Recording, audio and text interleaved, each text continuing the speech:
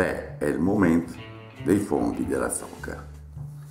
Direi, cos'è i funghi della zucca?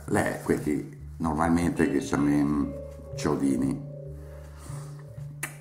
Armillaria mellea, questo è il nome, Armillaria mellea, che ha una forma di ciodo. Dopo vi farò vedere anche le foto. Valori nutritivi per 100 grammi di parte edibile, di quella che si può mangiare. Parte edibile che si può mangiare 50%, cioè il resto che dica.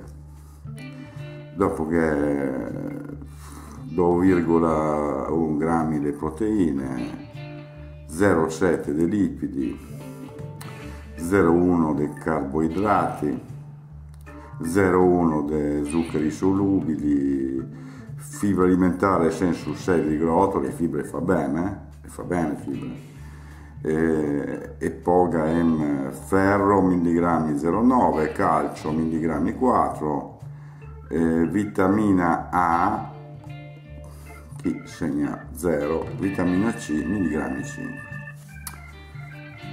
Endoel che cresce i funghi della zucca, sulle zucche, cioè praticamente sui ceppi delle piante a grande, a alto fusto. Chi dice il cappello è carnoso con diametro dai 4 ai 7 cm, di colore giallo miele o rossiccio o brunastro, gambo in genere alto e sottile, insomma comunque dopo vi farò vedere le foto. I funghi della zucca, sto periodo qui, i sabina praticamente quasi ai marroni, ai castagni. Allora, praticamente per mangiarli non gli vuole tanto, bisogna stare attenti a certe robe, non bisogna per esempio metterli in freezer, perché dopo comunque dà problemi, crea problemi a stomaco, gastrointestinali,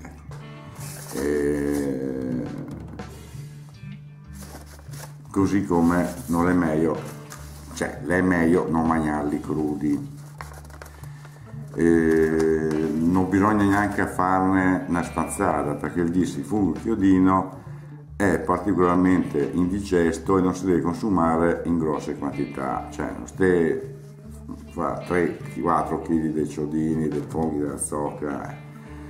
Sarebbe meglio prebollirli prima di cucinarli nel modo desiderato. Qualcuno consiglia almeno 15 minuti e poi di buttare via l'acqua, ste robe.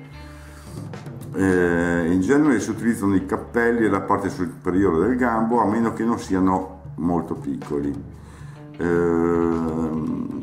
Vengono generalmente consumati cotti in umido o trifolati, si trova anche conservato sott'olio in Lombardia, in Piemonte e in Veneto.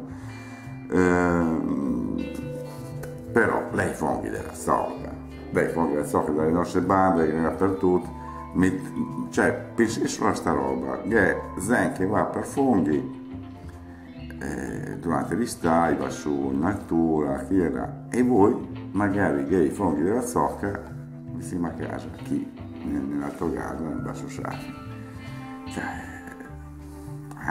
sa questo, costo zero,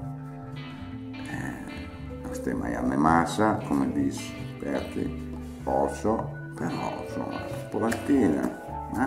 polentina vi consiglio magari da abbinare a questi funghi, quella lì, noi chiamiamo la polenta nera, un saraceno, si amalgama bene, la si miscia bene, e io un buon terol di gotto, o mazzemin di sera, ascoltami me, no, ogni tanto.